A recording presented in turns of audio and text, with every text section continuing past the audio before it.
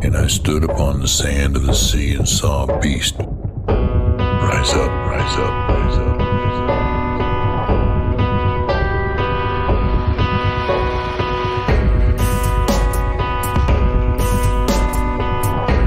Who is able to make war with him?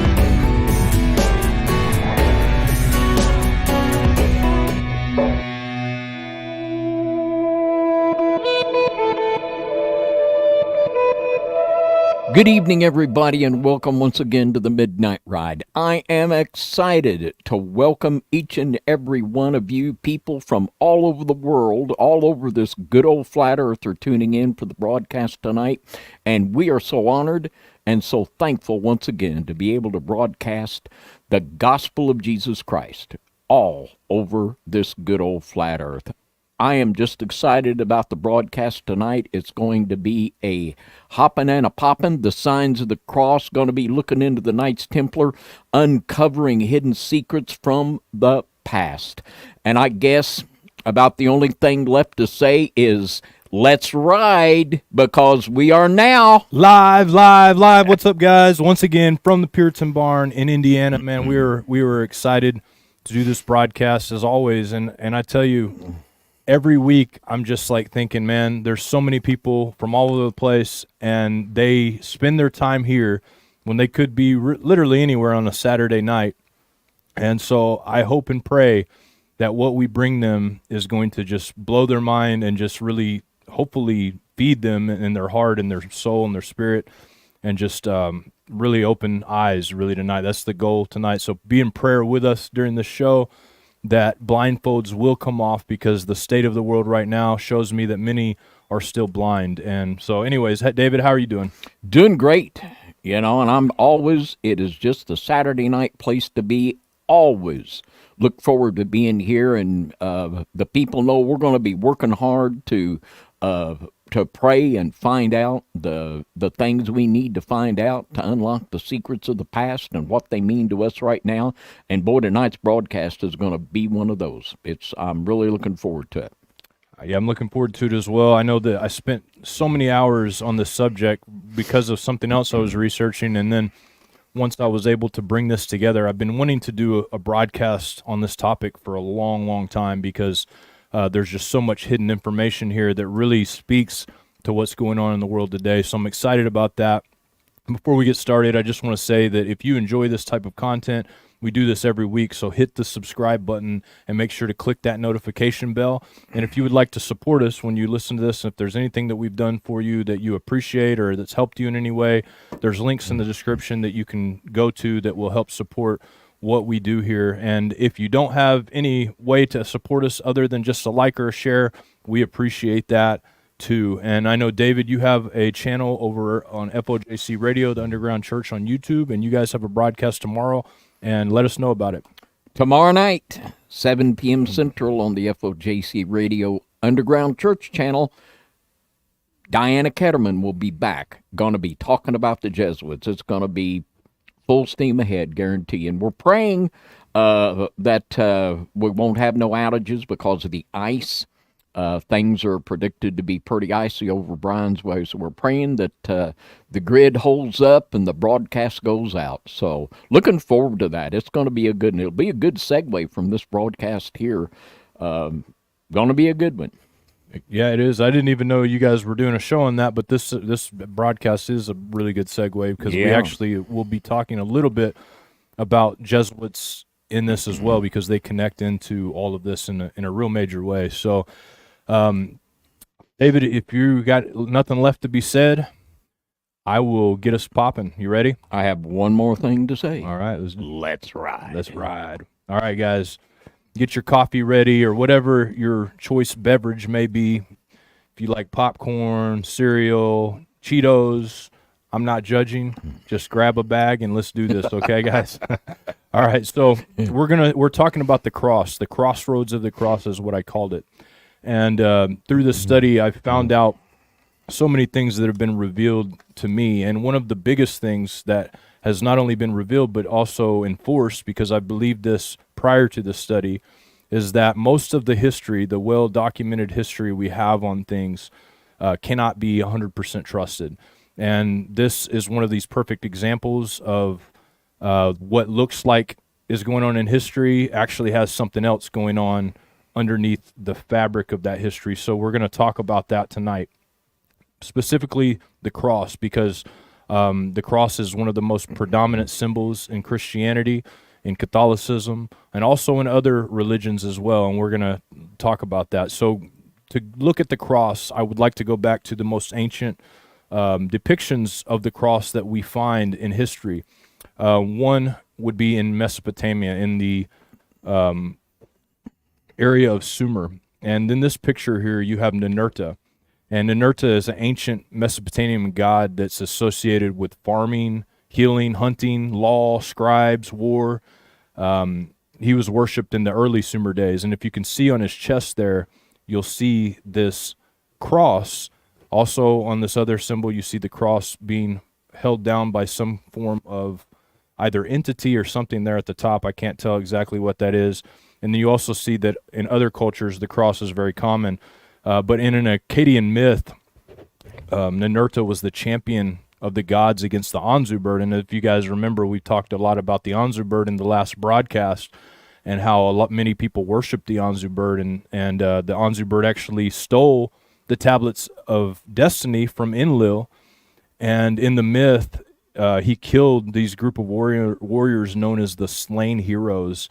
And many people believe Ninurta is possibly Nimrod. There's accounts that that's a very big possibility. But either way, the point of this is not to really nail down who Ninurta is, but to show that this symbol is a very ancient symbol. And this is actually the same exact looking kind of cross that you might see on someone like the Knights of Malta, the Knights Templar, the Iron Cross of Germany, etc. Over here you have one that really struck out to me, because this is on the Wu symbol that I've seen on many Templar shirts, and this one is the ancient Chinese sign for Wu, for shaman or sorcerer. And keep that in the mind when you read this. So we have the solar cross, which is one with the circle on it. Many people link that to possibly being just sun god worship or the mark of Cain possibly. And we also have the ankh and the Aben and the Shekinah. We also have remnants of a cross, which actually is considered a cross. It's a swastika. And this is one of the most common symbols on all Mesopotamian coins, according to the Encyclopedia Britannica. Many Chinese religions use the swastika. The Red Swastika Society that was formed in 1922, which is very similar to the Red Cross Society. And their goal was as well to administer help to the rest of the world, and they're still actually in Hong Kong, Taiwan. But this Red Cross symbolism is interesting because it really almost always on the battlefield or anywhere, the cross represents someone who is trying to help, and therefore you're not supposed to fire upon those people. And so it's very interesting. But with the swastika, you see this symbol all over the place. You basically have a cross, a four-pattern cross. You have what is described as gammas because they look like the gamma or the gimel of the Hebrew language, and you have four of those on there. And then you have, I believe they call it the tetragrammaton, and the word Dion is actually a shortened word for Dionysus. So they have, this is encoded into this as well. And then obviously on top of all that, now we have the Christians who now use the cross, and there's some verses there that would give credence to the fact that Christianity does in fact have the cross as one of its symbolism. And I'll read those verses to you. In Mark 8:34, it says, "And when he called the people unto him with his disciples also, he said unto them, Whosoever will come after me, let him deny himself and take up his cross and follow me." 1 Corinthians 1:18, "For the preaching of the cross is to them that perish foolishness, but unto us which are saved is the power of God." And Matthew 10:38, and he that taketh not his cross and followeth after me is not worthy of me. And we'll talk more about the cross as we continue. But there are several other marks in the Bible that could be very much associated with the cross that we're going to take a look at throughout this study, because I think it's important that we understand what these symbols are, because if you look at some of the possibilities here, we have the mark of Cain, we have the mark of the beast, and we have the mark of God. In the Strong's Concordance, when we talk about the mark of Cain, the word here is the tav, and this is the mark, and it is, if you see, the hieroglyph is an X, the Proto-Sinaitica is a cross, the Phoenician is a X of sorts, and the Paleo-Hebrew is an X of sorts as well, and very similar in the more modern Hebrew as well. It is that as well, and here you can see the tav in the Strong's Concordance. It means a mark or a signature, to set a sign, and it's also used in context like Revelation 7:3. It says here. Ezekiel 9:4, we have a good definition or a good example of the tav being used in a similar way that we'll see it used in Revelation. So I'm going to read those to you as well. In Ezekiel 9:4, it says, and the Lord said unto him, go through the midst of the city, through the midst of Jerusalem, and set a mark upon the foreheads of the men that sigh and cry for all of the abominations that be done in the midst thereof. And what happens there, I'll just give you the story, kind of sum it up. There's these men, there's this man in white with a pen that he has, and they all have weapons, and he tells the man in white to go and mark all the people who cry for the abominations that happen in the city. All those who are marked are safe from what comes after, and what comes after is the men going into the city and killing every single person that does not have this mark. And we see a similar story of that in Revelation 7. It says, and after these things I saw 4 angels standing on the 4 corners of the earth, holding the 4 winds of the earth, that the wind should not blow on the earth, nor on the sea, nor any tree. And I saw another angel ascending from the east, having the seal of the living God. And he cried with a loud voice to the 4 angels, to whom it was given to hurt the earth and sea, saying, hurt not the earth, neither the sea, nor the trees, till we have sealed the servants of our God on the forehead. Revelation 9, we have another mark, and actually the same mark, and it talks about this as well. So it says, and there came out of the smoke locusts upon the earth, and unto them was given power, as the scorpions of the earth have power. And it was commanded them that they should not hurt the grass of the earth, neither any green thing, neither any tree, but only those men which have not the seal of God on their foreheads. And the Bible, the seal of God, is spoken about more in Revelation. I'm not going to go into all of the details of it, because David has actually done a show on the 144,000 before, getting more detailed into that. But the fact remains is that we have a similar seal being placed upon people for protection. Now, when people think of the mark of Cain, they think of it, oh, this is a bad thing to have the mark of Cain. But when you really think about it, it was actually the best thing that happened to Cain on his journey here. And we have another mark too that's in contrary to these marks, that is in Revelation 13 about the mark of the beast as well. And a lot of people claim that maybe the mark of the beast has to do with the mark of the Cain, and I'm not 100% sure yet, but I do know this, that the person, Cain, who was given that mark, was given protection. And so when we look at Genesis 4, it says, and Cain said unto the Lord, my punishment is greater than I can bear. And for those of you that have not read this story or don't know this story, Cain and Abel were the first offspring of Adam and Eve. Cain was the brother of Abel, and Cain killed his brother Abel because his sacrifice did not please God.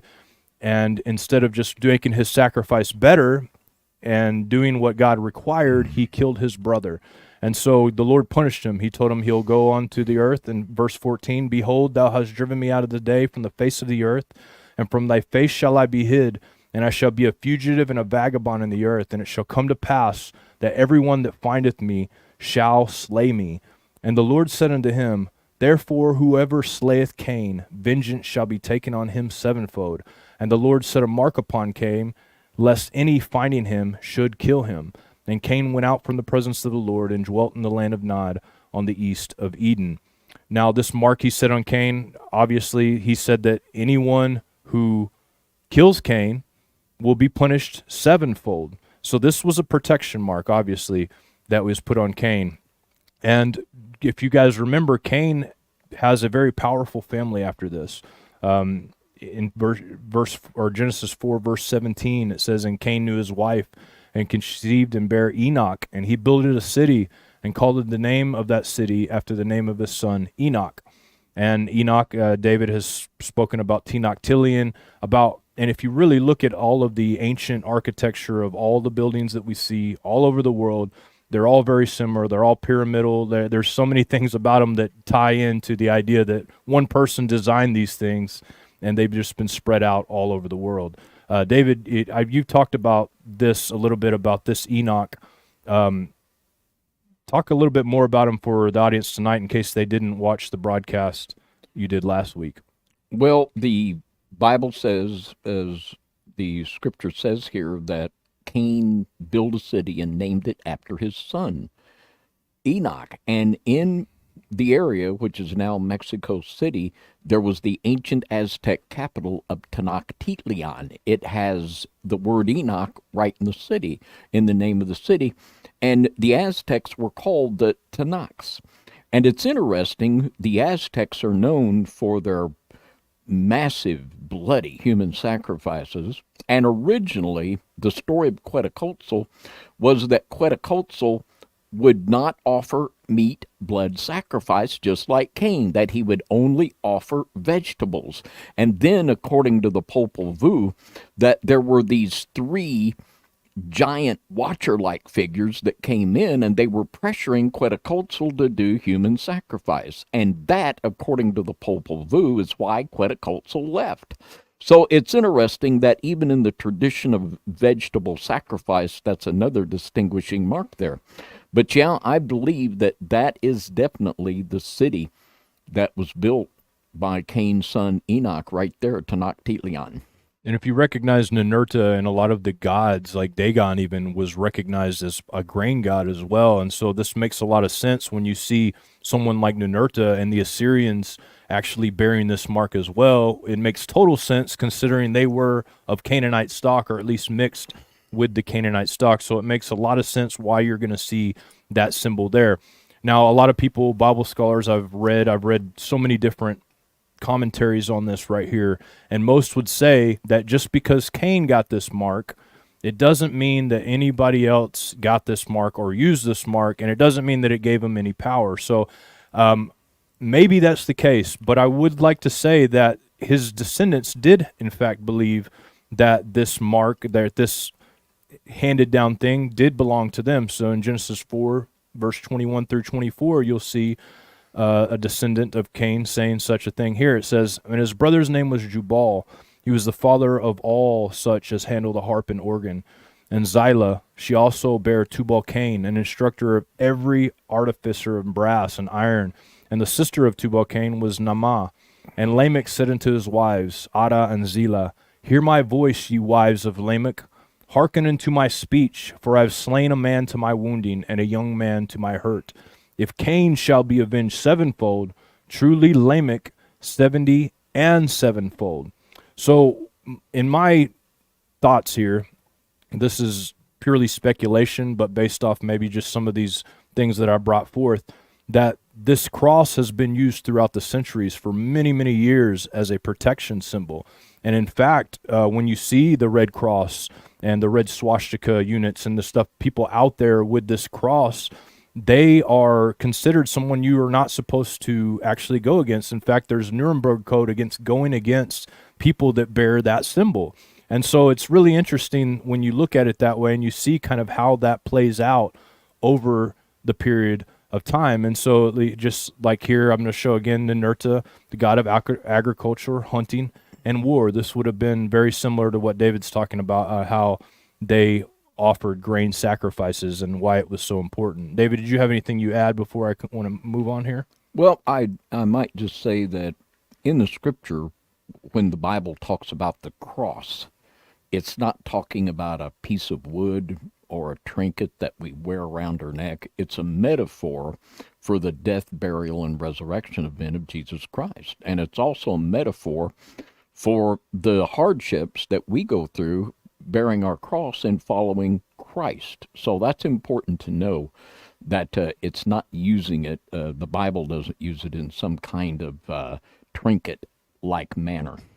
No, I mean, as Christians, that's not what we're supposed to do for sure. But I would definitely say that people did do that over time. That was like, Oh yeah, you know, and there's this no is, doubt that this, that was the case. yeah. And then, so continuing on here, I'm going to spell out some other meanings for the mark. And I've talked about this before in several broadcasts, but I want to refresh a little bit here because it does play a role in what we're going to be talking about here. And this is from the Jewish website Shabbat.org. And for those of you who don't know, Shabbat is a Talmudic type website, not something that I can jive with on everything they say, but they do have some very good insights, and some of the only historical data that we can receive from some of this stuff is on their website. So let's check this out. So this is the Tav, and they say that it is the Dalet and the Nun spelled out the name of Dan, and so they put these together. This is where our sign comes from. And I already read this in Ezekiel 21 where this happened, but it says those who are wicked receive the letter in blood, and the Tav can represent Tichiyin, which means life, but it also represents the word Tammuz, which means death. And this I've found to be very, very true because, look, you have groups of people who bear the mark of the cross that we know are not bad people because God says, pick up your cross and follow me. Now, he could mean that metaphorically, as in, you know, take your cross and if I was hated by the world and taken out by the world, then the same thing could be happening to you. So there's that symbolic reference to the cross. But there are other groups that took this very literally and started wearing this cross on them. And there's many orders that have taken place because of that verse right there. Whether they're taken out of context or not, there's many people that did believe this. And when we go on to talk a little bit about Dan, since he also bears this letter X, it's my theory that when Dan, who bared the letter X on their flags, ran into the Assyrians, who also bore the cross on their flags, that somehow they got together and created a little family. And I think there's historical evidence of that as well. But this is what Jacob had to say to his son Dan. This is when he was giving the blessings, and mostly a lot of them were kind of curses in a way to his own children about how they were going to respond to things.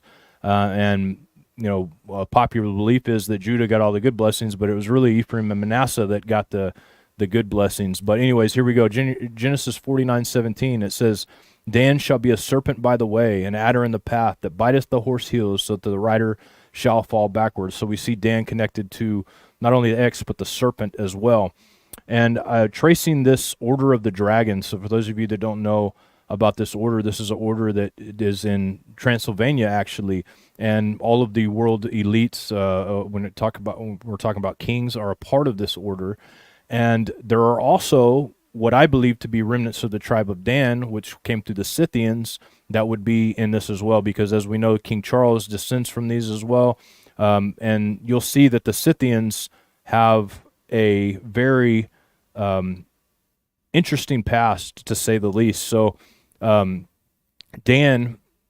I'm just going to give you a little bit of lesson on Dan, and whether you guys research it yourself. Now, there's a lot of different evidence to prove this, and there's more than I'm going to mention here. But when Dan came to the north in two major waves, and shortly after their exile of the 10 tribes and the Danites, they entered Scandinavia. And there's historical record of this actually in the Bible, because when they're calling the Israelites back, they say where they're at, and they know where they're at the time. So it's not like that nobody knew where they're at that time when they were in exile. But once they got scattered across the world through intermarriage and stuff, that's when we kind of lose track of where they were. But they moved into the British Isles. In one of the broadcasts, we discussed that, how in the history of the kings of England, how it talks about the tribes of Dan being there and eventually kind of becoming the Troy and others. But they were also associated with the megalithic culture of Atlantis and the Atlantic West. They were very much associated with that, and people, when they saw these people, they associated with that.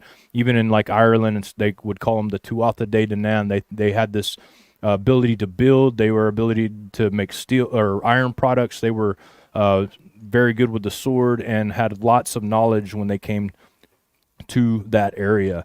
And so it's important to kind of remember that. And then there's a scripture in the Bible about Dan remaining in ships, and that's going to come in handy later when we talk a little bit about their ship fare and why this is all important.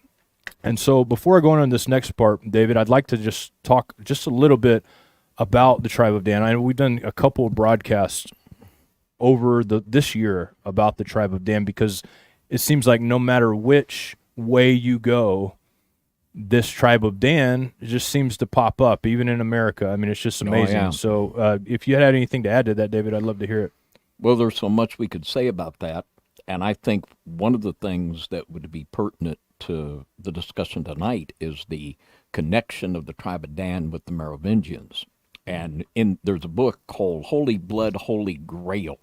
And in this book, it makes direct reference to the long hair of the Merovingians and its connection there with the tribe of Dan.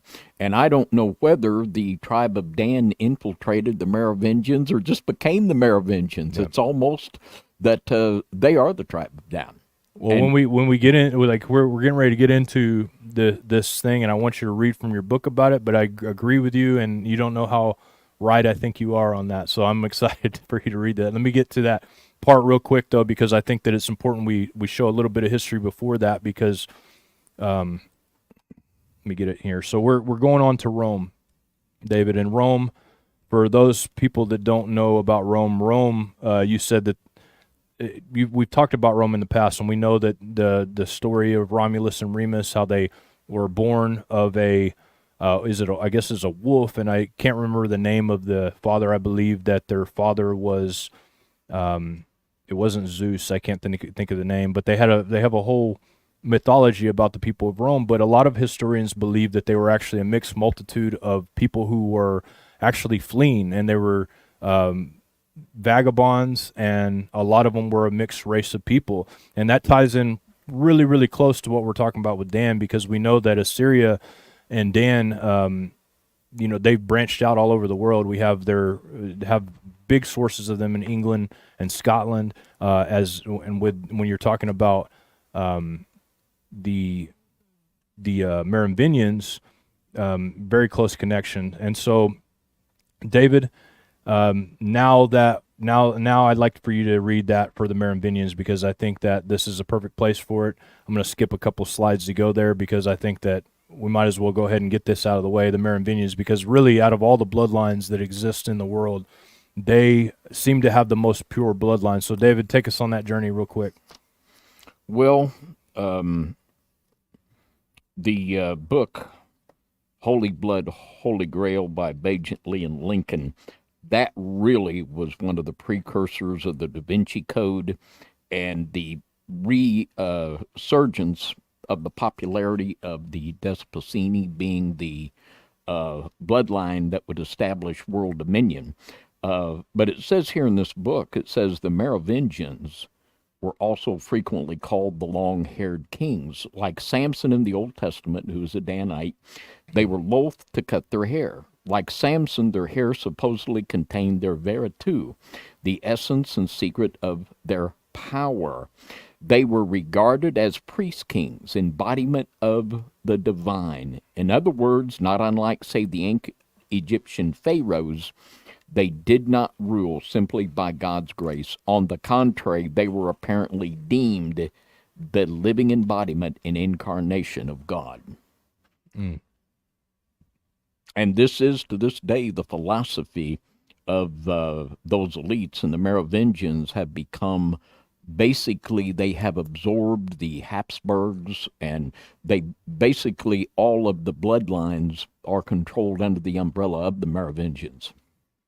That's 100% true. And you mentioned Hercules. The Scythians were Herculean as well, and that's who they worship. And if you go back to the time of Atlantis, and or at least even after that, when the Mediterranean was ruled by the Carthaginians, and also by the Phoenicians, or by all this same group, really, it's this all group. They had this point in the Mediterranean. So in the Mediterranean, for those of you who can look at a map right now, you'll see that at the very end of the Mediterranean, where it goes out into the ocean, you have Africa, you have Italy, you have the Strait there.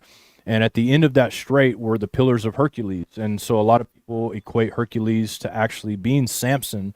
And this is why the tribe of Dan would have recognized this Herculean Samson type character as their patriarch type god, because he would have been hailed as one of the greatest Danites that ever existed in the world. And at that time, they controlled the waters, and they still control the waters, but they controlled the waters in a way that nobody was allowed out of that strait. They gave it all these maps that show crazy dangers that happen, and in fact, people were not allowed to get out of there. So they controlled the waters for a very long time. And David, you have this this bloodline here. This is the Merovingian and the 11 presidents bloodline. You want to expand on that? Well, this is a chart. This comes from the Bloodline of the Illuminati by Fritz Springmeier. And this is just an amazing chart detailing the far-reaching power of this Merovingian bloodline. And there's 7 presidents, Washington, Jefferson, Taylor, and they're listed on here. And it is just really amazing. And there are so many of the American presidents, we don't think about American presidents. Well, our presidents are elected. Well, okay, maybe. But there's sure a lot of them that show up from this Merovingian bloodline. It's just absolutely amazing. And, oh gosh, we've got Theodore Roosevelt, Eleanor Roosevelt. We've got the Sinclairs, William Henry Harrison here from Indiana. And they're all on here. You can just look at this chart, and it's just mind-blowing, the far reach of the power.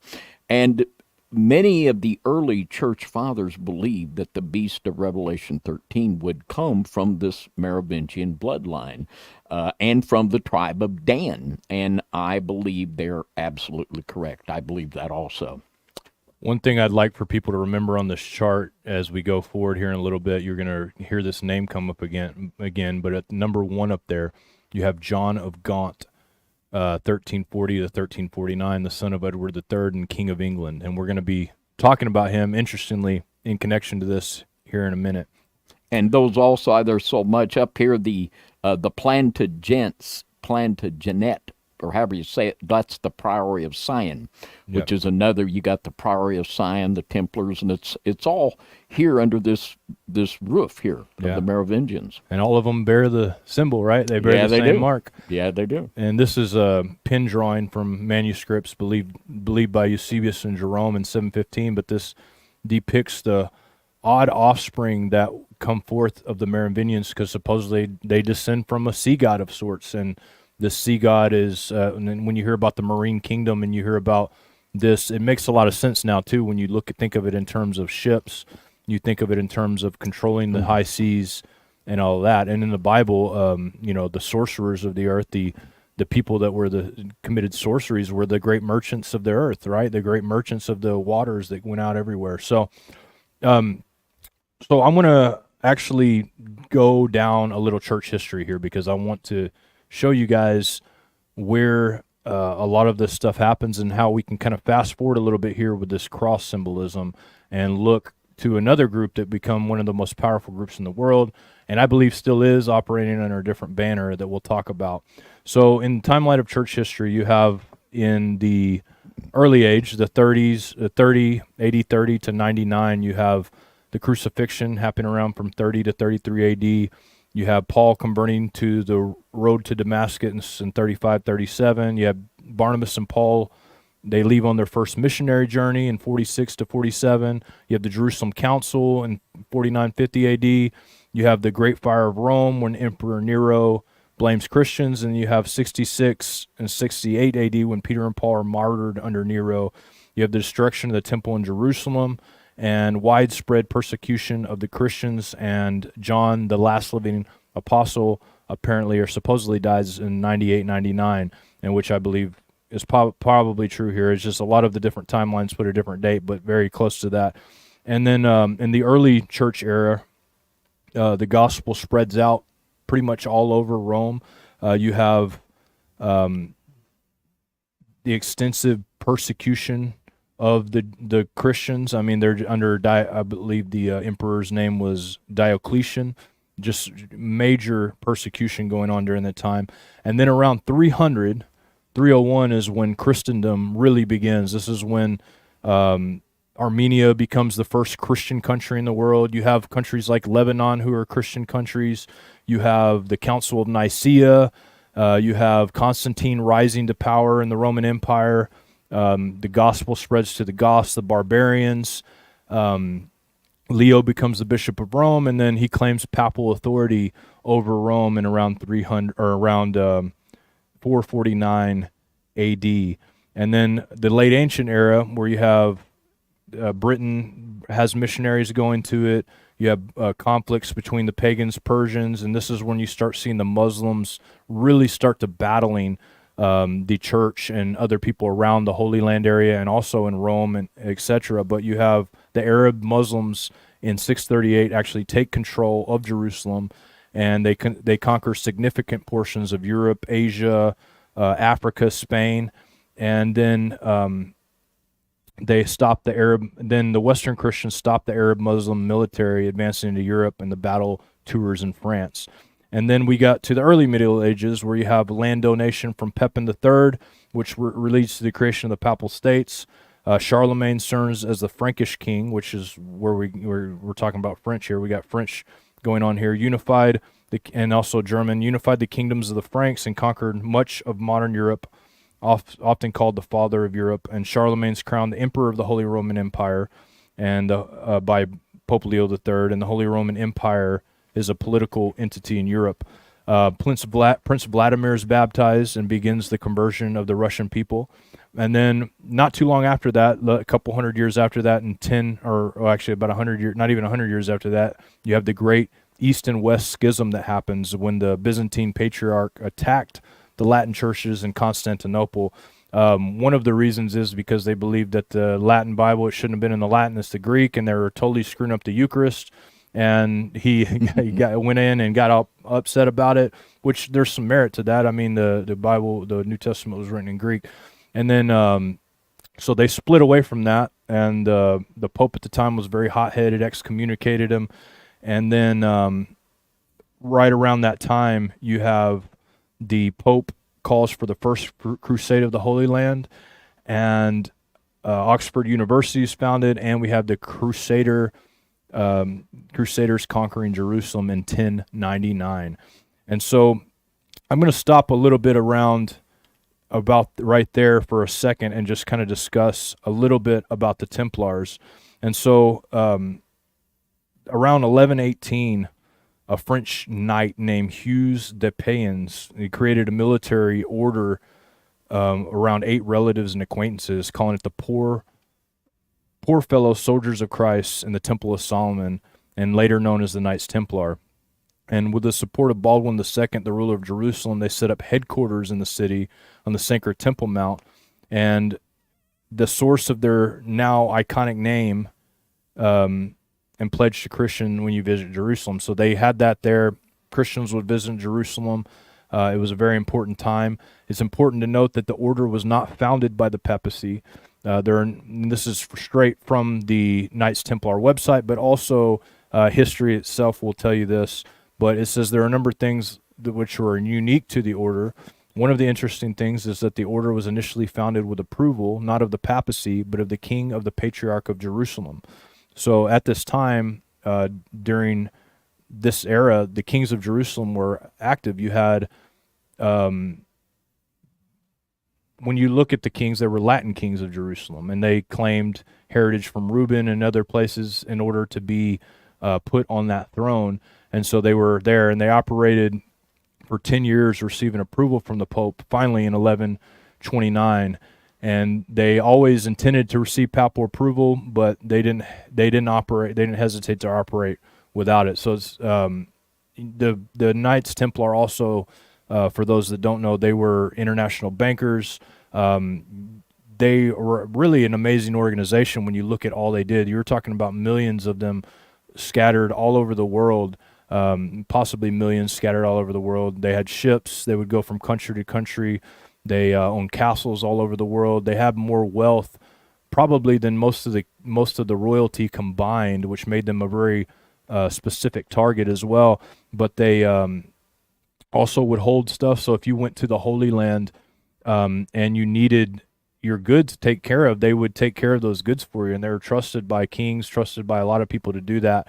When I was over in Lebanon, David and you guys, this is really cool, but we went to one of their castles, actually a couple of their castles there, and throughout the countryside, they would have these they look like little pyramid-looking things, and they would be lit with a fire. And so when people would travel the land, making the whole pilgrimage journey, going, either the way of Paul, the way of one of them, however they wanted to go, they had these little things set up, and you could travel from one to the other because you could see from one end to the other, and you knew that if you traveled on those lines, you could be safe from the Muslims who were there killing people and doing stuff along those lines. They built several castles in the area, in Sidon and Tripoli, many, many places that we saw all of these things, and it was just feats of amazement as far as I'm concerned. I couldn't believe what I'd seen, but also people, as far as banking goes, there were no banks. So if you had a large amount of silver, a large amount of gold, your best bet at the time was the Templars, who would hold on to that for you. They also created currency, and some of the first people to actually do that. And I'm going to be reading from a book called Born in Blood. And I'm going to read from page 129 to 130. Now, this book, I suggest you guys get it, because honestly, there's not too many books that written on this subject that cover such a wide variety of things that have to do with the Templars and their association with Freemasonry, which has always been mythical up to this point. But this book, I think, pretty much lays out exactly how it's possible. So I'm going to read from page 129 here. And it says, this is talking about De Molay. This is when the downfall of the Crusaders, which was a big event that spurred all the way up to this point in history right now, spurred these people to work underground. So De Molay, I'm just going to read this. De Molay was the last Grand Master of the Templars. And De Molay also used that meeting to deal with rumors he had heard since Paris. So he went, the story here, he goes to the king of France, which he is related to in a way. I think one of his family members is married to one of them. It considers him a friend, brother, but he's unaware that in the background there's things going on. And he wasn't as educated as many of the grandmasters before. He actually couldn't even read, and so he was kind of blind to some of the stuff that he read about this subject. And so he heard rumors and serious improprieties with the Order of the Temple. And so he himself suggested that a formal papal inquiry be implemented, which would most assuredly put to rest any criticism against this holy fraternity. So he himself didn't believe that any of these things were true, and he actually asked that the papal conduct a investigation, which they sure enough did. And it says, all the while the Grand Master was asserting his confidence in himself and the Templar Order, the plan to bring them down was in work. As part of that plan, a former Templar knight who had arisen to the post of prior of a Templar preceptory in France, before being expelled from the order, had been recruited for an ingenious bit of play acting. He was put in prison in Toulouse with a man with a death sentence. And so what happens is, I'm just going to kind of paraphrase for you, he's put in this cell with a man. The other man's a plant as well, but the other man's being convicted. And it was tradition for, if there was no priest around, for brothers that were a part of the order to confess their sins one to another. And so this guy that was getting ready to leave the order confessed that they were worshiping a head, that there were rituals of them spitting on the cross and doing stuff like that involved. And so then the other guy went out and told, they both got let free during this thing. And so this is what started this papal bull to, basically inquisite the Templars.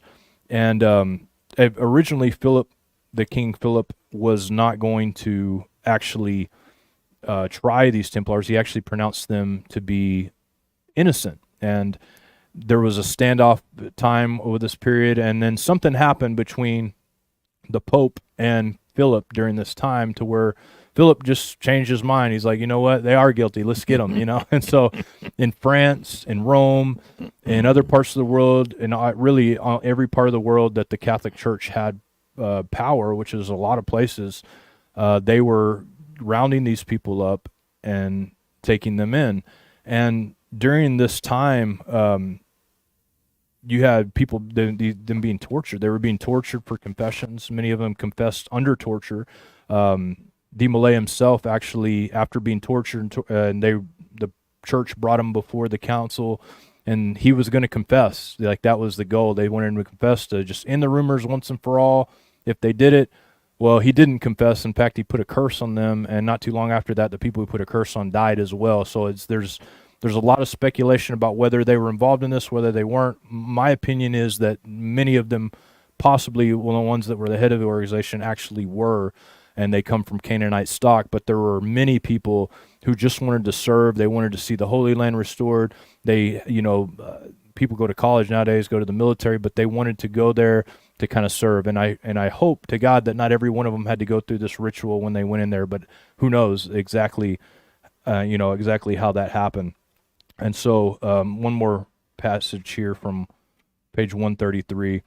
The arrests happen on October 13th, and the papal bull on November 22nd that imprisoned Templars in France were being tortured to get their heresy. And so 13th, Friday the 13th, is where we get that date and why it's something that people still use to this day. Another accusation that was given against them is that the reason that they wrote about Sophia and all of this is they would send coded letters, because the point of their organization, if they were sending these letters, they needed to have a coding system. And what is supposedly they use is called the Atbash cipher. And what the Atbash cipher is basically, if we're using the English language, if I were to write an A, you can take that letter and actually use the last letter of the alphabet, and it would be a Z. So it would no longer be an A, it would be a Z in this code. So that's what the Atbash. So A in the Hebrew language is the first letter, T, Tav is the last. So you have Aleph, Tav, and then the B, and then Ash is the last letter as well. So that kind of sums up what this is about. So if you take the word Sophia, which is, they instituted the Queen of Heaven. They're the ones that venerated Mary. The Crusaders were actually before the Catholic Church, and they would write constantly of Sophia. And when you take Sophia and you take the words and you flip them around, as seen here, you have Baphomet. This is the opposite of the word Sophia. And the Atbash cipher has been used by a lot of people throughout the centuries, and a lot of rabbis use it to get hidden meanings. And I would assume that this is where the Baphomet character actually came from somebody taking the Atbash cipher and turning it into the Baphomet. So anyways, David, before we move on to talk about where did the Templars flee, what happened, and how their connection with Masonry happens, would you like to add anything to that, especially when concerning Baphomet? And no, you go right ahead. You're on a roll. Just go right ahead. All right. So we're going to talk a little bit about where the Templars flee to, because I think that when you look at and I don't even think that, but in this book it really lays it out. But when you see a lot of the rituals, such as the death oaths of Freemasonry, you see a lot of this stuff in here. So there were Templars that fled to Britain, because in Britain and Scotland, actually, they were given warning before any kind of arrests were happened, because the church still had a lot of power in England and still had a lot of power in Scotland. And I think in England, they owned over 1/3 of the landmass there in England in churches. They were really sinking the screws in to people over in England as well, really sinking it in to the point to where there was a peasants' revolt. And during that time period, you have 1309, the papacy is moved from Rome to Avignon. You have the Black Death that takes place. John Wycliffe writes Civil Dominion, arguing for church reform. The papacy moved from Avignon back to Rome.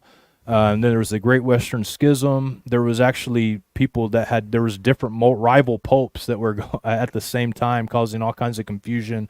And then to top it all off, John Wycliffe just goes ahead and translates a copy of the Bible in English, and now everybody can read the Bible. And so the church was really losing its grip on people in the 1300s in a major, major way.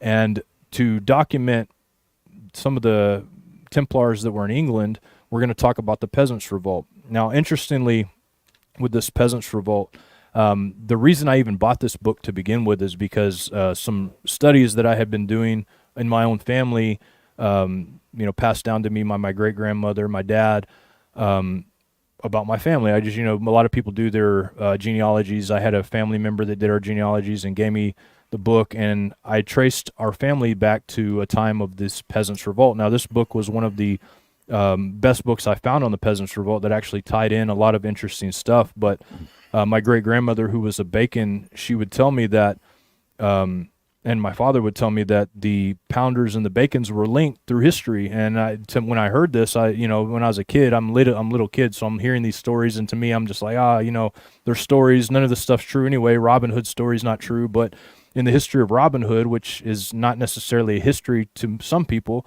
but to my family, supposedly it is, you have the Pinder, which the Pinder, that's where the term Pounders. If you look up the name Pounders family and you look up the explanation of it, you'll see that that's one of the main things that were mentioned in the Robin Hood stories as Maid Marian actually having a thing for Robin Hood, but also the Pinder. And so they were mentioned in that as well. And so we were a part of the Anglo-Saxon tribes that came over, and we worked the cattle. I guess my family worked the cattle. They were important because any kind of people at the time, fences weren't a common thing, so people's cattle would just kind of roam the countryside, and when they needed to collect, they would come to the Pounders. There were also knights as well, and you can see it on the heraldry with the knights on the top.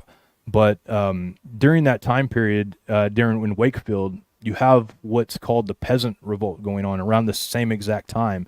And so I've always wondered, how interconnected are the Peasant Revolt and Robin Hood to each other, and it turns out very, very connected.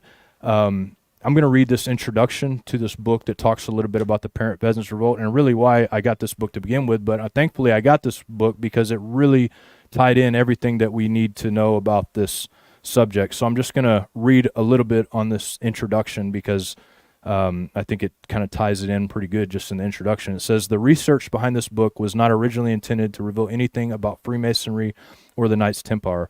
Its objective had been to satisfy my own curiosity about the certain explanation aspects of the Peasants' Revolt in England in 1381, a savage uprising that saw upwards of 100,000 Englishmen march on London.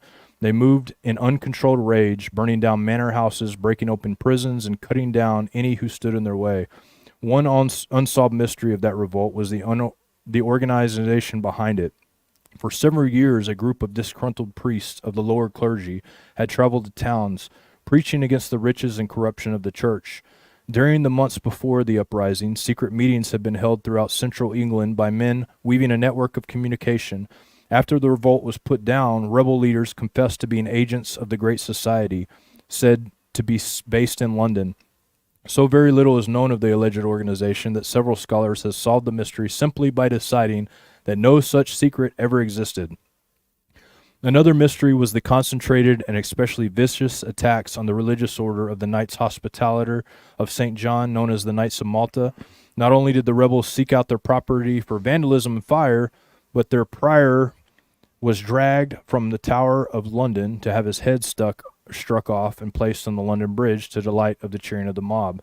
So you have these Hospitallers that are being attacked. You have these Knights of Malta that are being attacked.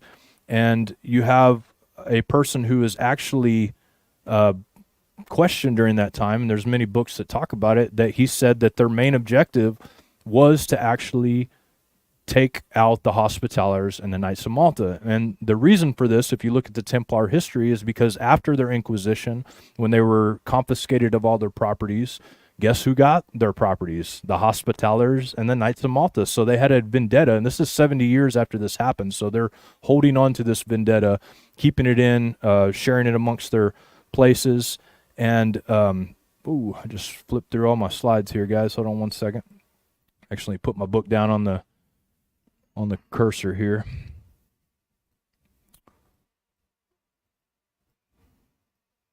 All right. So this is interesting. This is going on at the same time. So during this time period, if you guys remember the story of Robin Hood, you have King John, right? You have the King John and you have the King Richard. And the King John, the King Richard, King John's coming to return from his crusades. And this is the John of Gaunt that David, that chart you had, John of Gaunt being one of the head Merovingian bloodlines there. He is actually becomes a friend of Wycliffe, protects some of the Christians that are around there. Let me see here from current slide. There we go. Here we go. He protects the secret societies and Wycliffe. He is the Duke of Lancaster. In the movie, if you guys can remember it, I know a lot of you guys probably have only seen maybe the cartoon version of it, but you have the lion that has the snake with him. All right, so this lion that has the snake with him is representative of King Richard, and then you have King John who comes and kind of saves the day in all of this. This is going on right around the 300s, the time of Robin Hood. This King John and King Richard are parallel, and there's actually a Robin Hood that was arrested during that time, but there were many guys called Robin Hoods of those times, and right in that area, that makes perfect sense. So we have the revolution of the Robin Hoods, the Peasants' Revolt, and as much as it might seem like it was just happened by chance, there were many indications that it was planned, and that for 70 years a group had gone under, and even longer in Scotland. Scotland claims to have their lodge dating back many, many years before that as well. This is John Wycliffe, and for those of you who don't know, he was a reformer at the time, translated the Bible, and this is what this book has to say about that in page 264 and 265. And it says, and it also came close to the time when the first great organization, dissension against the church teachings, was born in the followers of the teachings of Wycliffe, the Lollards, who were driven underground, where they survived for centuries, and the historians called secret cells all over Britain, cells about which almost no one knew anything about. Their separate existence asked us to believe that there were two separate secret societies with cells or lodges all over Britain, both in opposition to the established church, both offering assistance and safe hiding for the members. Apparently, it has not occurred to anyone that the two networks of secret cells may have been just one. Now, there's a clear time in a history of the Grand Lodge of Freemasonry where they became public. Before that, they were really actually a secret society, and nobody even knew the members. That's how secret they were, and they developed these codes and ways that they had for people to be able to travel, because even like if in Freemasonry, there's an interesting one right here in Freemasonry. So there's the charge in one of the oaths in Freemasonry that you're not allowed to cause one of your brothers to lose their property or anything along those lines. And that doesn't make sense in a Freemasonic organization we have today, but it makes perfect sense when you have the idea that if these people are exposed for who they are, they're going to lose their property. And you also have the rule in Freemasonry that if someone's traveling to your lodge, that they cannot go into town without you, and you have to vouch for them in town. And the only way that makes sense, especially not in this world, doesn't make sense, but in that world it makes sense, because if you were a traveler, the law was that if you went into town by yourself as somebody that didn't know it, you were going to be arrested, because they were looking for fugitives, and it was against the law to stumble across into town and just wander around by yourself. That was against the law. So this was something that they placed in. So it's possible that Wycliffe and all of them would have been a part of this network, because at the time there's no proof that there was anything other going on other than them hiding each other and keeping their meetings secret. Now, there's this right here I think is interesting. I want to read this from page 165 and 166. It says, this is another area of the Templars that went a different direction, because if you look at the Templars, many went in different directions. Some went to the ocean, some went to the lodges and hid in England. Some of them became very important members of Scotland and even royalty and stuff in England. It was very very divided on where they went. And you got to think at the time, so for those Knights Templar who would have actually maybe they were trying to serve God, and then you have the ones that were clearly worshiping Baphomet. When the church excommunicated the Templars and actually went on the Inquisition, For those people at that time, and really all time before that, if you weren't a part of the church, you were not a Christian. That's just the way it was, because the church was the only one that had the word of God to be able to give to you. The churches were the rulers of the society, and up to around 1000 AD, a lot of people there were still a lot of Christians in the councils that were trying to get things going. I mean, the church got corrupted almost right away. The Bible does say, Paul said when he was leaving Ephesus, I believe it was, he said, as soon as I leave, there's going to be wolves that come in and destroy the flock. That's the story of the church. It's been happening over and over and over again, but every now and then you'll see somebody come in that, tries to do something, and so people stuck with the church, and people still stick with the Catholic Church to this day. As you know, there's people that, even though it's been exposed, the Pope's been exposed, all of these things, they still stick with it because they believe that the church is the only one true church. And so here's another explanation for what happened to some of the Templars that I think is very interesting, because it's going to tie in with what we talk about here in a minute. It says the fugitive Templars who sailed off with the order's ship would have been in a special situation. We do not know the fate of the Templar vessels that carried Jacques de Molay and his entourage to Marseilles. There is no record of the seizure of 18 Templar ships from their naval base at La Rochelle on the French coast, or any Templar ships anchored in the Thames, or any other seaports in Britain. The Templars who fled with those ships got a double benefit. The ships provided a place to live, also the means to make a living. For pirates and corsairs in the Mediterranean, it was open seas on almost everyone. With hundreds of separate countries, provinces, city-states, and island communities, since many of the Templar ships were galleys, they were ideally suited for piracy because beam ships were always easy prey for those that did not depend on the wind. The speculation about the disappearance of the Templar ships and the men who manned them calls to mind one of the most mysterious tenets of Freemasonry. In the lecture that sums up the initiation of the new master, the newly admitted candidate is told that this degree will make you a brother to pirates and corsairs. The statement makes no sense when in the context of society descended from medieval stonemasons. It really can't be explained, and I've never talked to a mason who could offer any basis for this strange statement. And just to give you a background on the author, he was able to go to all kinds of libraries, dig into all kinds of stuff, the Freemasonic library in Cincinnati, and many Freemasons were at his disposal for interviews. And it says, there's a legend of Freemasonry, however, that is frequently recounted. The story is that in 1813, a Freemason was a captain on a merchant ship, the Oak, which is taken by a pirate. In desperation, the captain gave the grand hailing sign of distress of the master mason.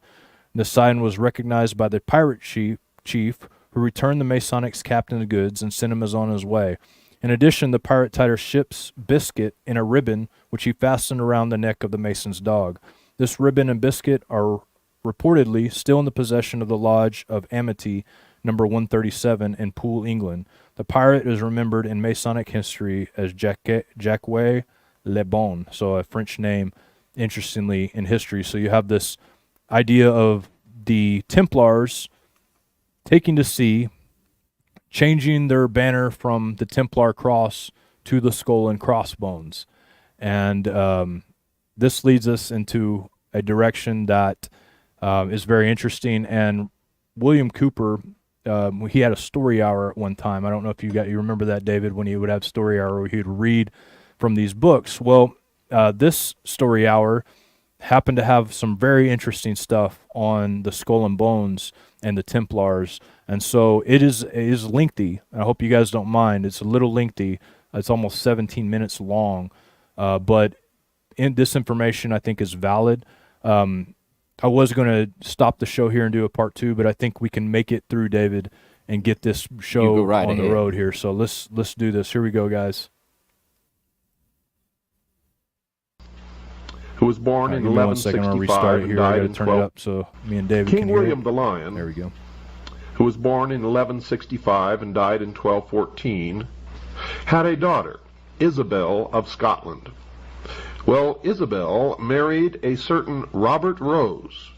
Robert Rose was a Knight Templar who was heavily involved in the first efforts and was very successful at international banking. Plus, he established the first overt and covert international intelligence gathering organization, which all all subsequent intelligence organizations have been based upon since.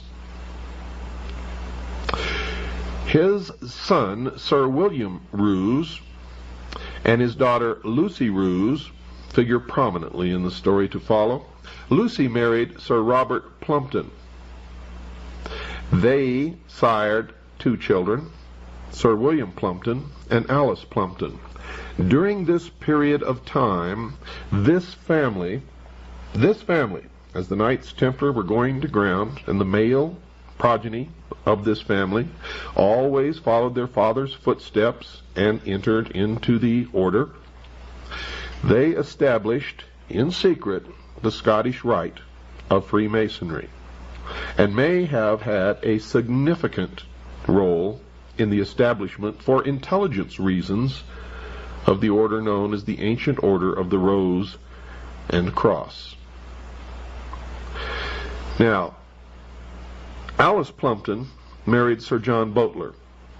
They gave birth to a daughter, Alice Boteler, who then married John Gerard, who had a child, Constance, who married Sir Alex Standish. The following children issued from that marriage: Ralph Standish, Sir Alex Standish, Roger Standish, and Alice Standish, who then married James Prescott. The children of this marriage were Roger Prescott, Ralph Prescott, John Prescott, and Captain Jonathan Prescott. Jonathan Prescott married Rebecca Buckley. They had 2 children, Abel Prescott and Lucy Prescott, and Lucy married Jonathan Fay. They sired 3 children, Samuel Prescott Phillips Fay, Samuel Howard Fay, and Harriet Eleanor Fay. Harriet married Reverend James Smith Bush, son of merchant Obadiah Bush. Their son, Samuel Prescott Bush, became the president of Buckeye Steel Castings Company of Ohio, a pioneer family of Franklin, Ohio, between Dayton and Cincinnati, and was one of the members of the Golden Circle and Order of the Quest, also known as the Jason Society, which gave issue to most of the political elite of the United States of America, who are, by the way, all, and I mean all without exception, related to each other. Now, Samuel Prescott Bush married, and his son Prescott Bush became a U.S. Senator from Connecticut, the director of Prudential Insurance, the director of CBS, a partner in Brown Brother Harriman, chairman National Republican Finance Committee, funds placed in Merrill Lynch accounts in Switzerland under the guidance of Donald Reagan. When he married, that marriage gave issue to the following: Prescott Bush II, an investment banker indicted for fraudulent banking practices; George Bush, chairman of Zapata Oil from 1963 to 64, chairman of the Republican Party, Harris County, Texas, when John F. Kennedy was killed, delegate to the GOP National Convention, 1964, 1968 member of the 90th and 91st Congress from Texas. From 1965 to 66, Nixon appointed Bush as ambassador to the United Nations to deal with China. He was the director of the Central Intelligence Agency, chairman of the National GOP Party, vice president of the United States of America, and president of the United States of America. 4 other children were William H. Bush, James Bush, Jonathan Bush, and Nancy, who married Alex Ellis. The issue of George and Barbara Bush was Dorothy, who married William LeBond, John Ellis Bush, Neil Bush, son of the director of CIA, becomes director of Silverado Savings and Loan and launders CIA drug money. Silverado loses over $100 million and Neil goes unpunished. And the 2 other children, Marvin Pierce Bush and George Bush II. And we have found that our most productive connections of the secret societies, the royal families, and what's happening in the world today is through genealogy. We have found a direct connection between the Peasants' Rebellion in England, the French Revolution, the Ronald Reagan and George Bush political campaign, and the George Bush political campaign. As far as the Peasants' Rebellion goes, the Encyclopedia Britannica calls it a, quote, curiously spontaneous rebellion. Barbara Tushman, in her 14th century history, A Distant Mirror, said that the rebellion spread, quote, with some evidence of planning. Winston Churchill went even further. In his work, The Birth of Britain, he wrote, quote, throughout the summer of 1381 there was a general ferment. Beneath it all lay organization. Agents moved around the villages of central England in touch with a, quote, great society, unquote, which was said to meet in London. The spark of rebellion was being fanned vigorously, and finally the signal was given. Even though he had been arrested, excommunicated, and even now was a prisoner in the ecclesiastic prison at Maidstone in Kent, letters went out from priest John Ball and from other priests who followed him. Clerics were then the only literate class, so letters must have been received by local priests and were obviously intended to be shared with or read aloud to others. They all contained a signal to act now, which could put to rest the concept that the rebellion was simply a spontaneous convulsion of frustration that just happened to affect 100,000 Englishmen all at the same time. This from a letter from John Ball. In it he says, quote, John Ball gritteth you well all and doth yo to understand he hath rungen your bell.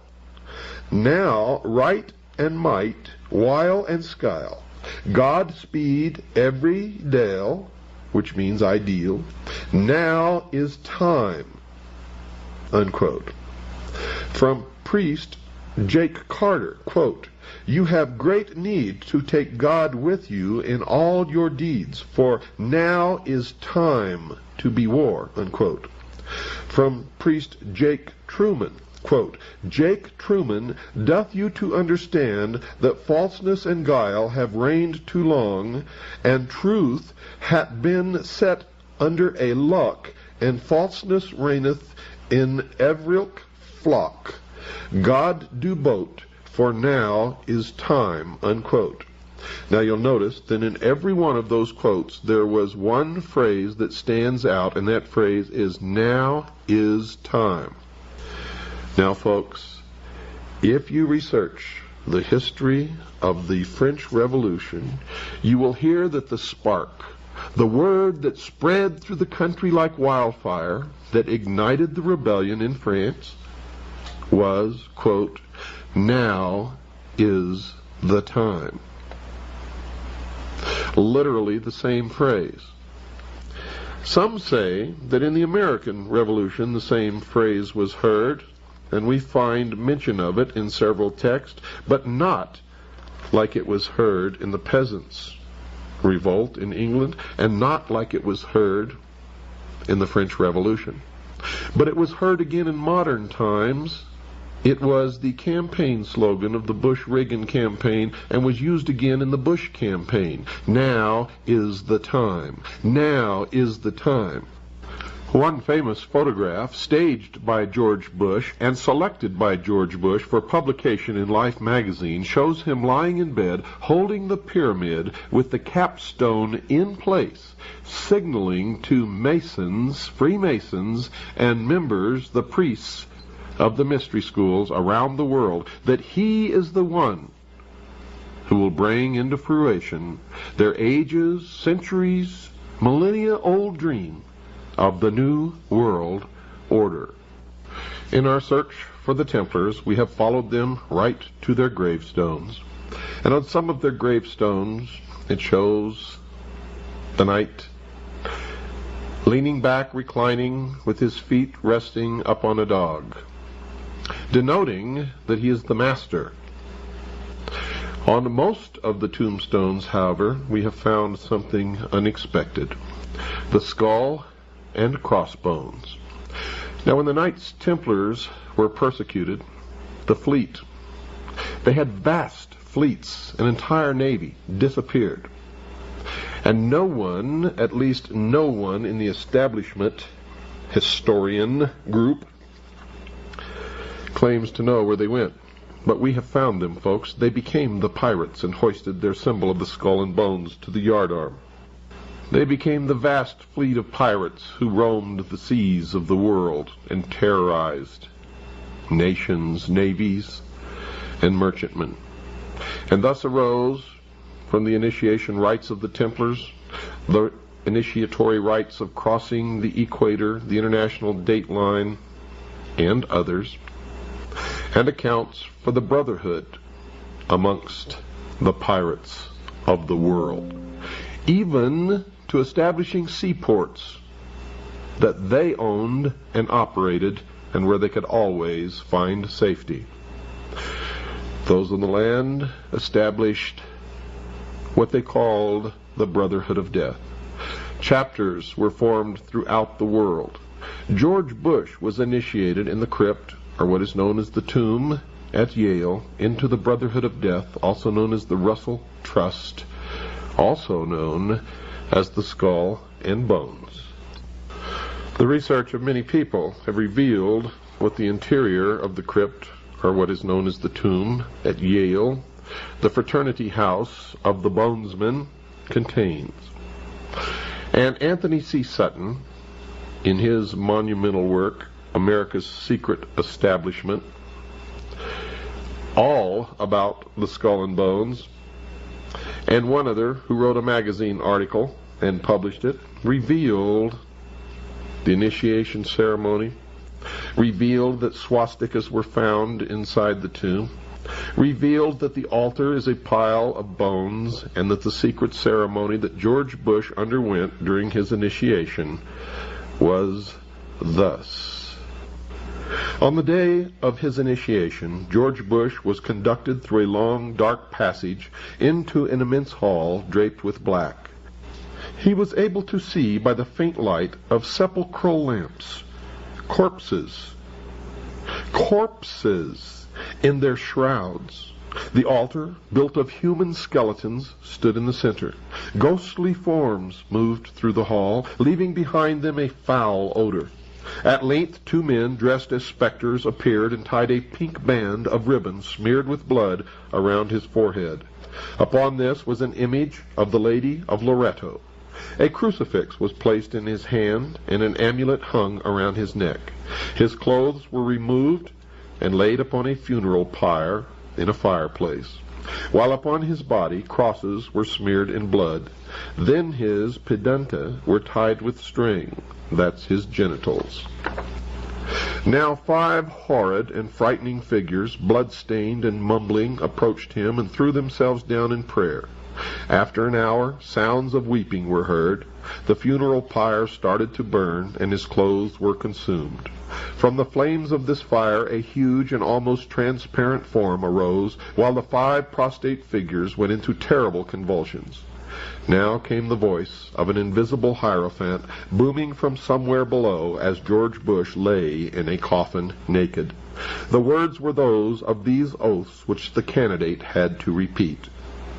Quote, "In the name of the crucified one, I swear to sever all bonds which unite me with mother, brothers, sisters, wife, relatives, friends, mistress, kings, superiors, benefactors, or any other man to whom I have promised faith, service, or obedience. I name the place in which I was born. Henceforth I live in another dimension, which I will not reach until I have renounced the evil globe which has been cursed by heaven. From now onwards I shall reveal to my new chief all that I have heard or found out, and I shall also seek out and observe things which might otherwise have escaped me. I honor the aqua tofana.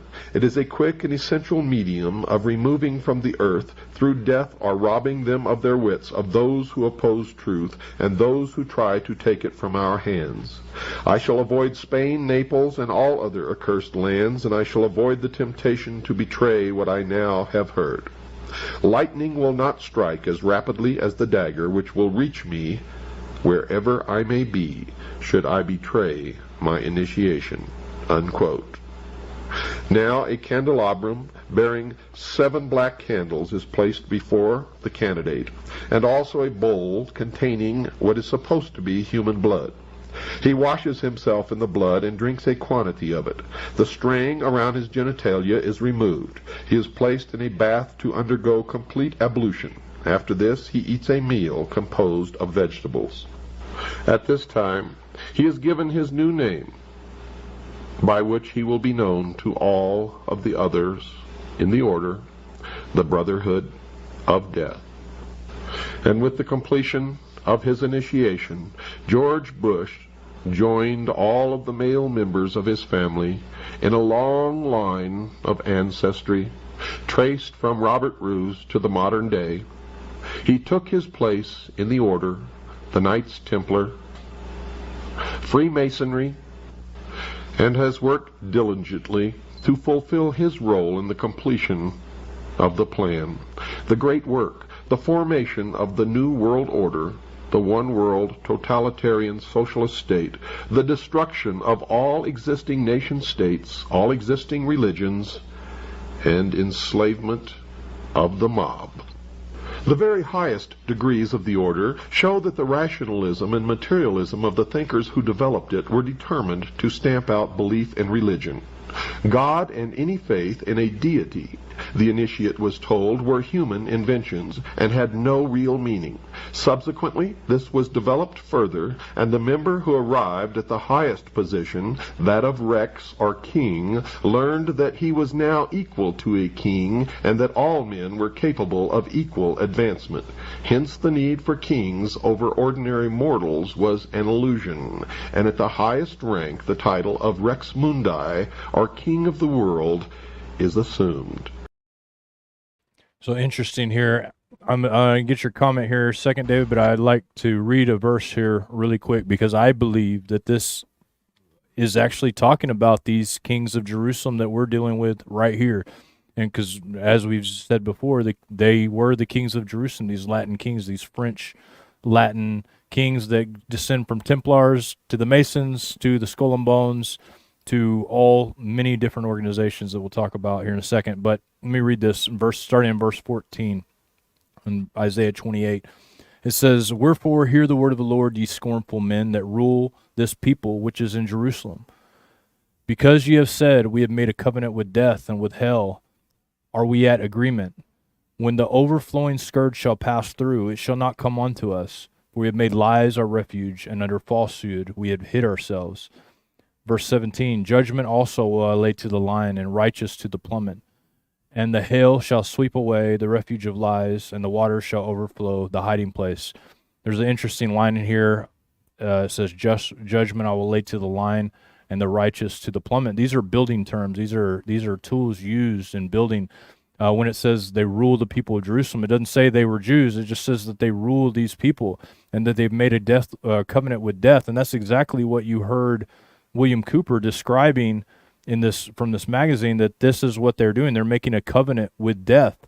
The Bible speaks about that, and these people literally think that they are going to come when this thing comes through, which is going to happen hopefully not in the near future, but in the future, there's going to become a scourge that's going to come through.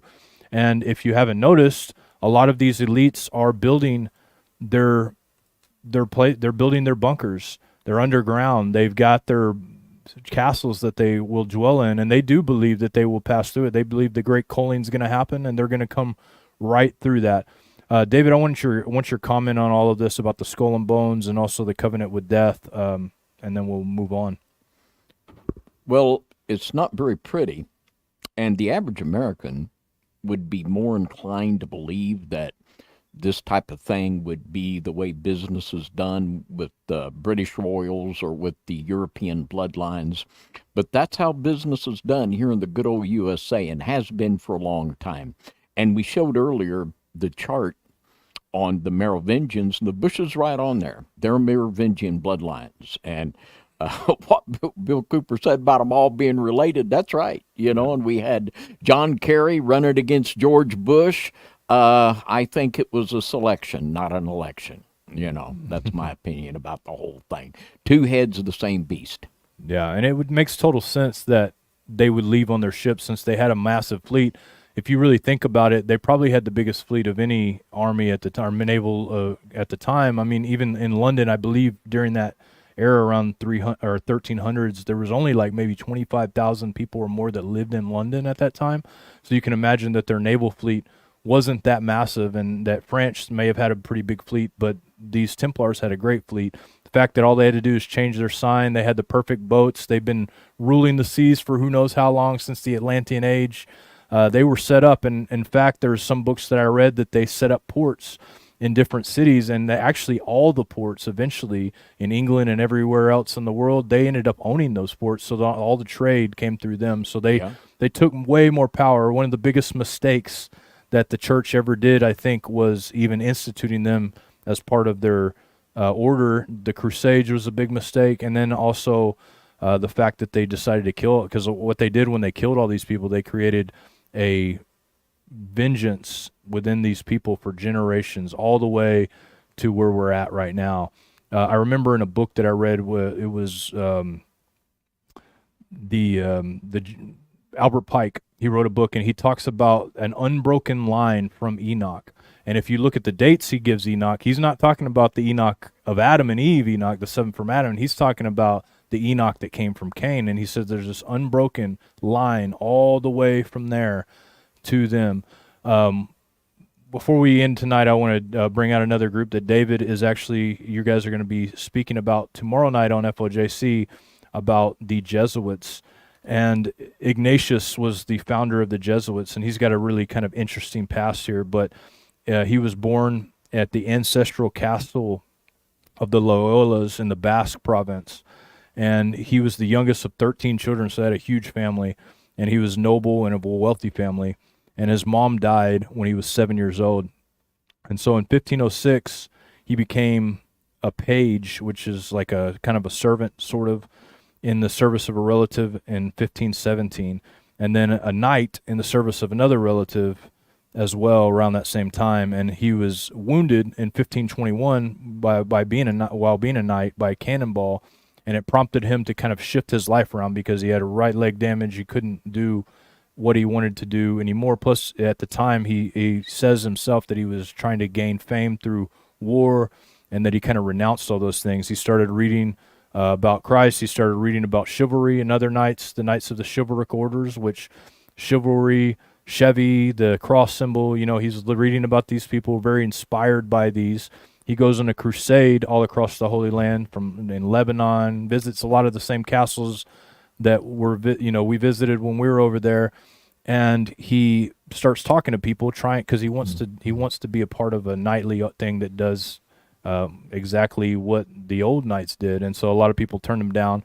He starts reading all these books, and then he gets educated in France, and that's where he started the Society of Jesus there in France. And of course, their symbolism is also the cross. Their scope of power is unmatched to this day, at this day, current time. Actually, the Pope himself, the first Jesuit Pope, was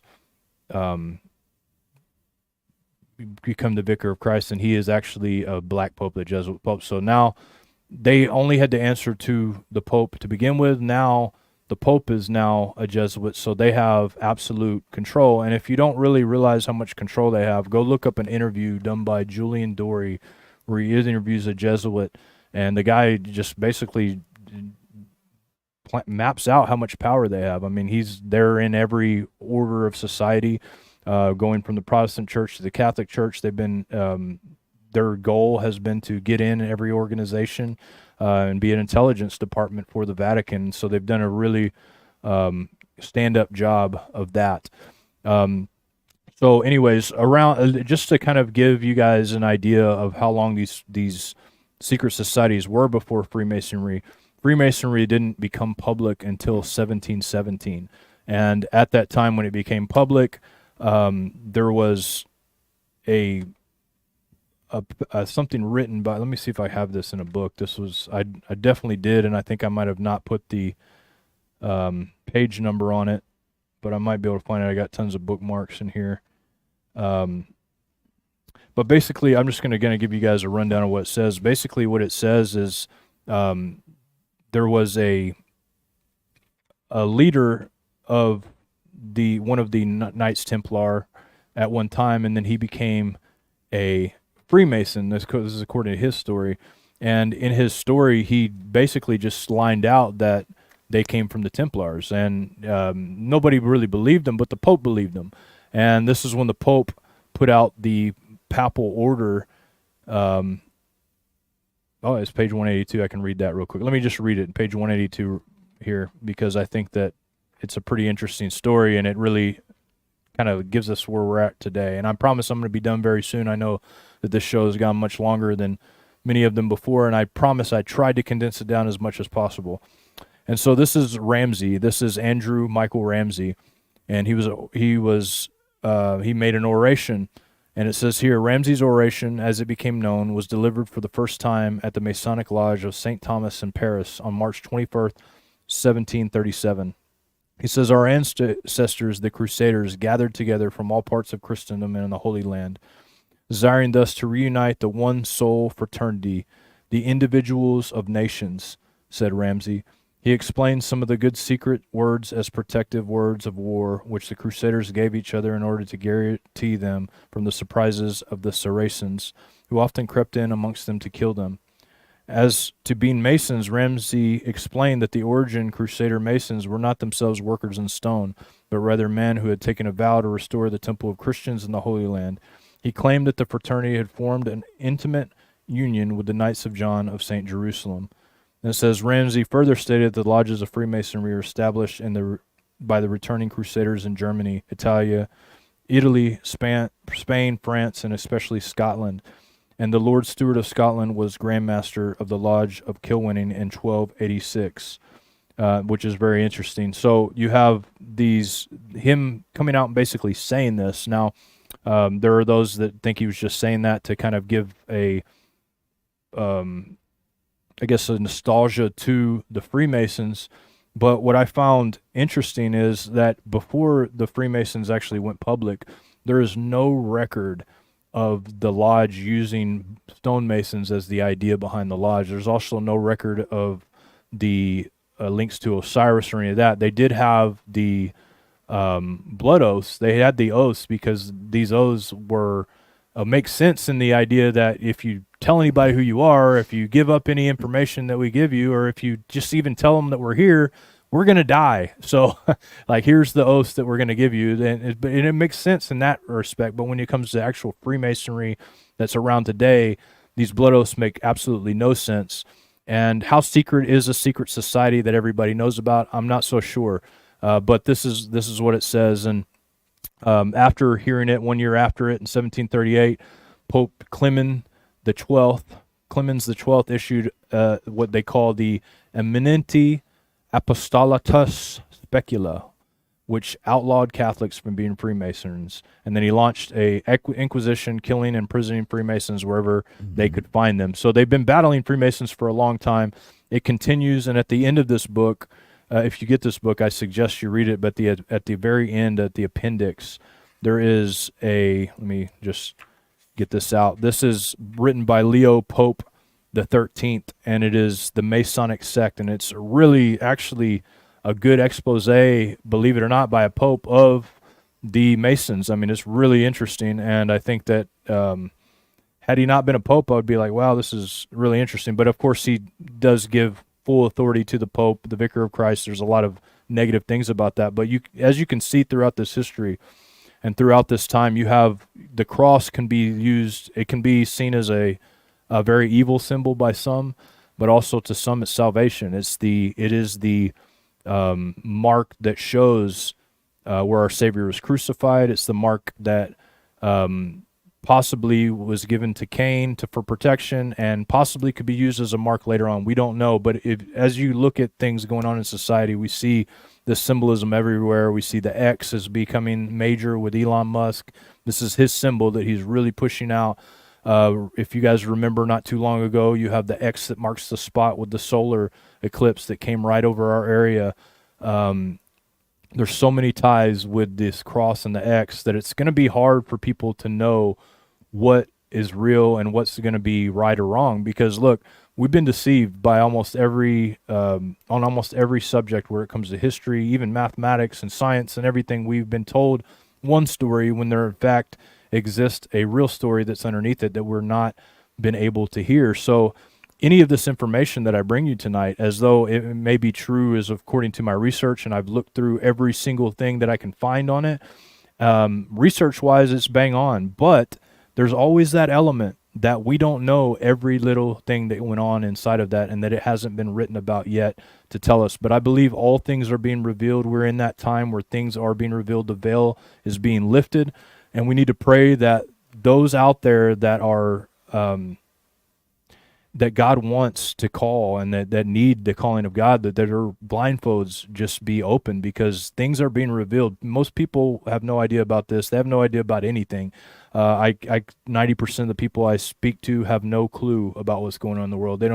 Some people don't even know about the drones. That's how clueless people are about it, which, I mean, may be a good thing. In all honesty, it may be a very good thing that they don't know everything that's going on. But with the deception that's coming, it says it'll be a deception so strong that even the elect would be deceived if it were possible. And like, I'm starting to think it's very possible. I can tell you this, my discernment is going to have to go up, and your discernment is going to have to go up, because there's going to come a time when there's confusion in all corners. There's going to be war, there's going to be riots, there's going to be sicknesses, there's going to be all of these different things. And they're going to use deception to trick you into doing things that you're not supposed to do. So we have to be aware. It's one reason I did this show. I can't say that I've come to the conclusion for sure on any of this, but I can say this, that we're going to have discernment. And hopefully this broadcast will at least give you that ability to have discernment in these matters. David, do you have anything else you'd like to say? Well, there's so much history here that is so important and relevant to what's going on today. And kind of a little synopsis of what happened when King James came to power. He was Protestant. He converted to Protestant, the Christian faith, and the Catholic Stuarts lost power. And the Catholic Stuarts fled to France, and they hung out with Louis XIV over there in Paris. And their goal was to put Bonnie Prince Charlie back on the throne of England. Well, what they did, you had the slide there of Michael Chevalier Ramsay. They started Grand Lodge French Freemasonry or Continental Freemasonry. And Chevalier Ramsay took his Templar legends and wrote the degrees of what would become the York and the Scottish Rite. Yeah. So what they did, they went to England and they opened up lodges of the York and Scottish Rite. Well, they became so popular that they forced the Grand Lodge of England, like say it began in 1717, and the Rosicrucians wrote the Rituals of British Freemasonry. Now, what they did, they became so popular that they forced Blue Lodge Freemasonry, Grand Lodge, entered apprentice, fellow craft master mason. They merged with the York and the Scottish Rite. And in 1813, it became, or 1812 or 1813 maybe, it became the United Grand Lodge of England, because the York and the Scottish united with the Blue Lodge. And at that time, the Jesuits assumed control of all high-grade Freemasonry. And that's the way it is to this day, because they forced them to consolidate, literally because they were just so popular. Yeah. So, yeah, and, you know, a lot of people, and I mean, you can't understand the history of this period without understanding how much continental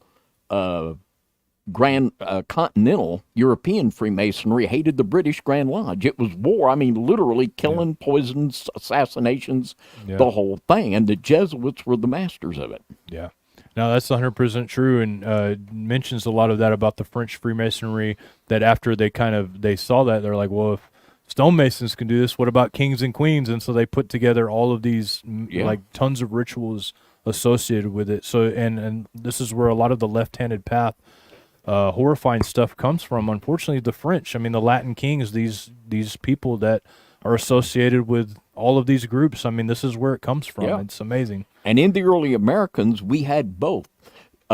Benjamin Franklin was the worshipful master of a French Continental Grand Orient Lodge. He actually initiated and raised Voltaire in France to the Master Mason. Jefferson was associated with that European Continental, while most of the average lodges in America were associated with the Grand Lodge of England. But we think everything in the world of secret society is all sugar and spice. The war that was then, and this is still going on, and today the big difference was that you could be an atheist and be a member of Continental Freemasonry, but in the Grand Lodge Freemasonry, you had to say you believed in some kind of God. It could be a doorknob, but you had to say you believed in God to some extent.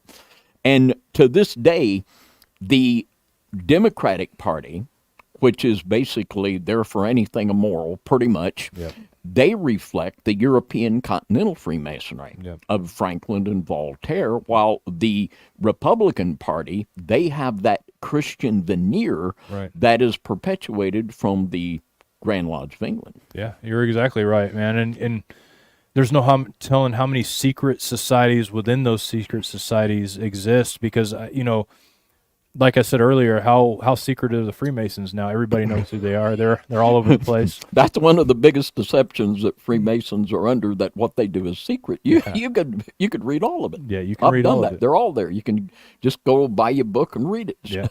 Yeah, no doubt. And that's the thing. It's like they don't hold the secrets that they used to hold, but they still do a lot of these rituals that point back to that time. It's very interesting, and we need to be in prayer for those who are Masons out there, those who don't know any better, those who have been, thinking. Because, look, ultimately, I think there should be lawsuits out for people when they join an organization and they find out, whoops, I'm worshiping the devil. There should be some kind of some kind of way for them to I don't know. I mean, they can obviously leave, but I think that's very treacherous and very shady to have somebody join your lodge and then make these oaths and then, oh, well, just so you know, actually, once you reach this level, Lucifer's the one, right? And I think that should be legal personally. So anyways, with that being said, I think it's time for us to pound the like button, the Pounders Pound. We pound that like button together all at the same time. If you enjoyed this show, please do that. If you didn't, hit the thumbs down. I don't care. Just hit it. If you can't support us in any other way, hit the like and share. But we appreciate your support. This is, because we're demonetized all over the place, this is how we operate. This is how we continue to do so. And people were like, well, how much money does it take to do a show? Honestly, most of the money that it takes comes from books, because some of these books mentioned out here, we're talking thousands of dollars for these books nowadays, and it's just hard to get your hands on good information anymore. David, you know about that. So yeah, I could tell you about books and money. Yes, sir. Yep. So anyways, thank you guys so much. On the count of 3, we're going to hit the subscribe button. Here we go, or hit the like button. Here we go. 1, 2, 3. Boom. Thank you guys so much for doing that. We appreciate that. David, end us out. Well, with this presentation tonight, it reminds us ignorance is not bliss. And it is so important to understand the lessons of the past. And as it is said, if you don't understand the lessons of the past, you're doomed to repeat them. And it is so, it's not something we want to embrace, but it's the truth that that's how things are done here in the good old USA. But there is a people that's not going to march to the beat of the drum of the world. It's called the Israel of God, the born-again believers in Jesus Christ. That's why we do what we do, that Jesus can be lifted up as the answer to this mess. And it is a mess, I guarantee you. And with that, until next Saturday night, 10 p.m. Central, a big high five and good night, everybody, from the Midnight Ride.